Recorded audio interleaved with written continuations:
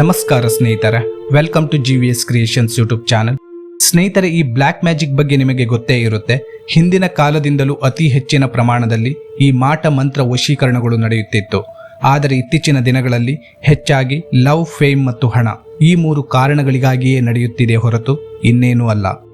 ನಮ್ಮ ಸಮಾಜದಲ್ಲಿ ಯಾವುದಾದರೂ ಒಂದು ಕುಟುಂಬ ವೆಲ್ ಸೆಟಲ್ಡ್ ಆಗಿ ಮನೆತನದ ಎಲ್ಲರೂ ಒಗ್ಗಟ್ಟಾಗಿ ಖುಷಿಯಾಗಿರುವುದನ್ನು ನೋಡಲು ಆಗದೆ ಆ ಒಗ್ಗಟ್ಟನ್ನು ಒಡೆಯುವುದು ಅಥವಾ ಜಗಳ ಆಡುವ ರೀತಿಯಾಗಲಿ ಮತ್ತು ಆ ಕುಟುಂಬದ ಯಜಮಾನ ಅನಾರೋಗ್ಯ ಅಥವಾ ಯಾವುದಾದರೂ ಒಂದು ಕಾಯಿಲೆ ಬಂದು ಸಾಯುವ ರೀತಿ ಮಾಟಮಂತ್ರಗಳನ್ನು ಮಾಡುತ್ತಾರೆ. ಸ್ನೇಹಿತರೆ, 17 ಏಪ್ರಿಲ್ 2023ರಂದು ಗುಜರಾತ್ನ ರಾಜಕೋಟ್ ಜಿಲ್ಲೆಯ ವಿಂಚಿಂಗ್ ಎಂಬ ಸಣ್ಣ ಹಳ್ಳಿಯಲ್ಲಿ ಒಂದು ಕೇಸ್ ರಿಜಿಸ್ಟರ್ ಆಗುತ್ತೆ ಮತ್ತು ಇಲ್ಲಿಯವರೆಗೂ ಆ ಒಂದು ಕೇಸ್ ಅನ್ಸಾಲ್ವ್ಡ್ ಮಿಸ್ಟ್ರಿಯಾಗಿ ಉಳಿದುಕೊಂಡಿದೆ. ಇಲ್ಲಿ ನಾನು ಹೇಳಲು ಹೊರಟಿರುವುದು ಮೂಢನಂಬಿಕೆಯಿಂದ ಈ ಮಾಟಮಂತ್ರವನ್ನು ಸಂಪೂರ್ಣ ಮಾಡಲು ಹೋಗಿ ತನ್ನವರನ್ನೇ ಕಳೆದುಕೊಂಡ ದುಃಖಕರ ಘಟನೆಯಾದ ರಿಯಲ್ ಇಂಟ್ರೆಸ್ಟಿಂಗ್ ಸ್ಟೋರಿಯನ್ನು ನಾನು ನಿಮಗೆ ಈ ವಿಡಿಯೋದಲ್ಲಿ ತಿಳಿಸ್ಕೊಡ್ತಾ ಇದ್ದೀನಿ. ದಯವಿಟ್ಟು ಕೊನೆವರೆಗೂ ನೋಡಿ. ಸ್ನೇಹಿತರೆ, ಮುಖ್ಯವಾಗಿ ಈ ಒಂದು ಮಾಟಮಂತ್ರಗಳು ಯಶಸ್ಸು ಕಾಣಬೇಕಾದರೆ ಅದಕ್ಕೆ ತನ್ನದೇ ಆದ ತ್ಯಾಗವನ್ನು ಡಿಮ್ಯಾಂಡ್ ಮಾಡುತ್ತೆ. ಆ ತ್ಯಾಗಗಳು ನಮ್ಮ ಕೋರಿಕೆ ಮೇಲೆ ನಿರ್ಧಾರವಾಗಿರುತ್ತೆ. ಎಷ್ಟು ದೊಡ್ಡ ಡಿಮ್ಯಾಂಡ್ ಇರುತ್ತೋ ಅಷ್ಟೇ ದೊಡ್ಡ ತ್ಯಾಗ ಇರುತ್ತೆ. ಆ ತ್ಯಾಗ ಪ್ರಾಣಿ ಬಲಿಯಾಗಿರಬಹುದು ಅಥವಾ ಮನುಷ್ಯನ ಬಲಿಯೇ ಆಗಿರಬಹುದು. ಈ ವಿಂಚಿಂಗ್ ಎಂಬ ಗ್ರಾಮದಲ್ಲಿ ಒಂದು ದಂಪತಿ ಇರುತ್ತೆ. ಅವರಲ್ಲಿ ಗಂಡನ ಹೆಸರು ಹೇಮುಬಾಯಿ, ವಯಸ್ಸು 38, ಹೆಂಡತಿ ಹಂಸಾಬೇನ್, ಇವರು 35 ವಯಸ್ಸಿನವರಾಗಿರುತ್ತಾರೆ.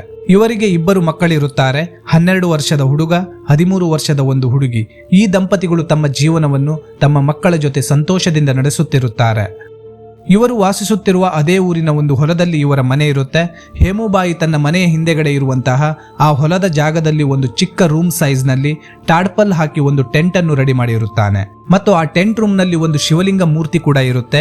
ಆ ಗಂಡ ಹೆಂಡತಿ ಇಬ್ಬರು ಪ್ರತಿದಿನ ಒಳಗಡೆ ಹೋಗಿ ಪೂಜೆ ಭಜನೆ ಎಲ್ಲ ಮಾಡಿ ಬರುತ್ತಿದ್ದರು. ಇವರು ಒಮ್ಮೆ ಆ ಟೆಂಟ್ ರೂಮಿನ ಒಳಗಡೆ ಹೋದ್ರು ಅಂದ್ರೆ ತುಂಬಾ ಹೊತ್ತಾದರೂ ಆಚೆ ಬರುತ್ತಿರಲಿಲ್ಲ. ಇದನ್ನು ಅಲ್ಲಿನ ಅಕ್ಕಪಕ್ಕದ ಮನೆಯವರು ಕೂಡ ಗಮನಿಸಿರುತ್ತಾರೆ. ಆದರೆ ಅವರಿಗೆ ಇದರಲ್ಲಿ ಏನೂ ಕುತೂಹಲ ಉಂಟಾಗಿರಲಿಲ್ಲ. ಇದನ್ನು ಸಾಮಾನ್ಯವಾಗಿ ನೋಡಿ ಸುಮ್ಮನಿರುತ್ತಿದ್ದರು. ಯಾಕೆಂದರೆ ಹೊರನೋಟಕ್ಕೆ ಈ ಗಂಡ ಹೆಂಡತಿ ಇಬ್ಬರು ಸಾಮಾನ್ಯವಾಗಿ ಪೂಜೆ ಭಜನೆ ಮಾಡಲು ಈ ಟೆಂಟ್ ಅನ್ನು ಕಟ್ಟಿಕೊಂಡಿದ್ದಾರೆ ಮತ್ತು ಸಾಮಾನ್ಯವಾಗಿ ಇದಕ್ಕೆ ಹೆಚ್ಚು ಸಮಯ ತೆಗೆದುಕೊಳ್ಳುತ್ತಿದ್ದಾರೆ ಎಂಬ ಮನಸ್ಥಿತಿಯಲ್ಲಿ ಆ ಊರಿನವರು ಈ ವಿಷಯದ ಮೇಲೆ ಅಷ್ಟು ಕುತೂಹಲ ತೋರಲಿಲ್ಲ. ಆದರೆ 17 ಏಪ್ರಿಲ್ 2023ರಲ್ಲಿ ಹೇಮುಬಾಯಿಯ ಮನೆಯ ಹಿಂದೆಗಡೆ ಇದ್ದಂಥ ಆ ಒಂದು ಚಿಕ್ಕ ಟೆಂಟ್ ರೂಮಿಂದ ಬಂದಂತಹ ಆ ಒಂದು ನ್ಯೂಸ್ ಊರಿನ ಪ್ರತಿಯೊಬ್ಬರಿಗೂ ನಡುಕ ಉಂಟು ಮಾಡಿಬಿಡುತ್ತದೆ. 17 ಏಪ್ರಿಲ್ ಹಿಂದಿನ ದಿನ ಅಂದರೆ 16 ಏಪ್ರಿಲ್ ಸಂಜೆ ಹೇಮುಬಾಯಿ ಹಾಗೂ ಹಂಸಾಬೇನ್ನ 2 ಮಕ್ಕಳು ಶಾಲೆ ಮುಗಿಸಿ ಮನೆಗೆ ಬರುತ್ತಾರೆ. ಅವರ ಅಮ್ಮ ಹಂಸಾಬೇನ್ ಆ ಮಕ್ಕಳಿಗೆ, ನೀವಿಬ್ಬರು ಇವತ್ತು ಮನೆಯಲ್ಲಿ ಇರೋದು ಬೇಡ, ನಾನು ಅಪ್ಪ ಅಷ್ಟೇ ಇರ್ತೀವಿ. ಇವತ್ತು ನೀವು ಅಜ್ಜಿ ಮನೆಗೆ ಹೋಗಿ ಅಲ್ಲೇ ಆಟ ಆಡಿ ಮತ್ತು ಅಲ್ಲೇ ರಾತ್ರಿ ಊಟ ಮಾಡಿ ಅಜ್ಜಿ ಮನೆಯಲ್ಲಿ ಮಲಗಿಕೊಳ್ಳಿ ಎಂದು ಹೇಳಿ ಆ ಮಕ್ಕಳಿಗೆ ಕಳುಹಿಸುತ್ತಾರೆ. ಹಾಗಾಗಿ ಆ ಮಕ್ಕಳು ಅಲ್ಲೇ ಸ್ವಲ್ಪ ದೂರದಲ್ಲಿರುವ ತಮ್ಮ ಅಜ್ಜಿ ಮನೆಗೆ ಹೋಗುತ್ತಾರೆ ಮತ್ತು ಅಲ್ಲೇ ಸಂಜೆ ಆಟ ಎಲ್ಲ ಮುಗಿಸಿ ರಾತ್ರಿ ಅಲ್ಲೇ ಊಟ ಮಾಡಿ ಅಲ್ಲೇ ಮಲಗಿಕೊಳ್ಳುತ್ತಾರೆ. ಈಗ ಮಾರನೆಯ ದಿನ ಬೆಳಿಗ್ಗೆ ಅಂದರೆ 17 ಏಪ್ರಿಲ್ ಮಕ್ಕಳು ಶಾಲೆಗೆ ಹೋಗುವ ಸಲುವಾಗಿ ತಮ್ಮ ಮನೆಗೆ ವಾಪಸ್ಸು ಬರುತ್ತಾರೆ.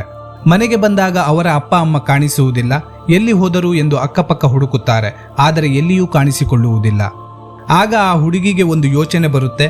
ಅವರ ಹೊಲದಲ್ಲಿ ಹಿಂದೆಗಡೆ ಭಾಗದಲ್ಲಿ ಕಟ್ಟಿರುವಂತಹ ಆ ಟೆಂಟ್ ರೂಮ್ನಲ್ಲಿ ಏನಾದರೂ ಪೂಜೆ ಮಾಡುತ್ತಾ ಇರಬಹುದು ಎಂದು 2 ಮಕ್ಕಳು ಅಲ್ಲಿಗೆ ಹೋಗಿ ಹುಡುಕುತ್ತಾರೆ.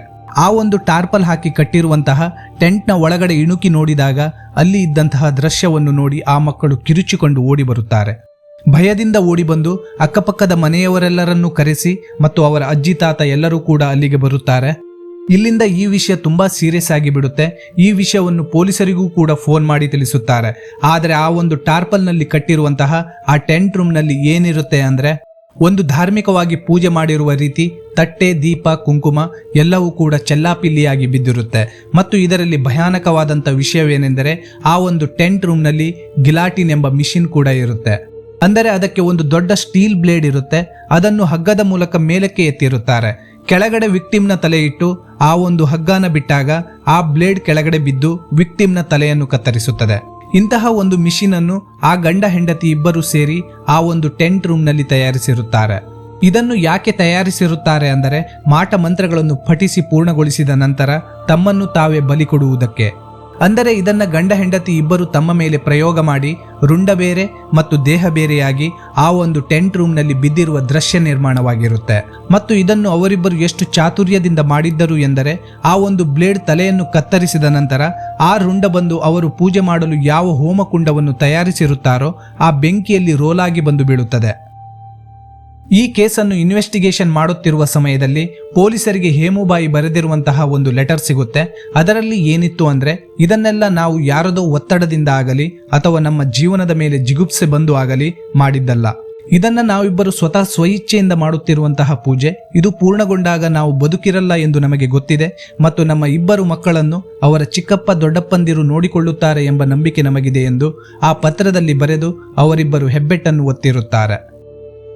ಆದರೆ ಏನು ಕಷ್ಟಗಳು ಇಲ್ಲದೇನು ಮತ್ತು ಅಕ್ಕಪಕ್ಕದವರೊಡನೆ ಸಹಬಾಳ್ವೆಯಿಂದ ಬದುಕುತ್ತಿದ್ದ ಇವರು ಯಾಕೆ ಈ ರೀತಿಯಾದಂತಹ ಪೂಜೆ ಮಾಡಿ ತಮ್ಮ ಮಕ್ಕಳನ್ನು ಅನಾಥ ಮಾಡಿ ಸತ್ತು ಹೋದರು ಅನ್ನೋದಕ್ಕೆ ಇನ್ನೂ ಉತ್ತರ ಸಿಗಲಿಲ್ಲ.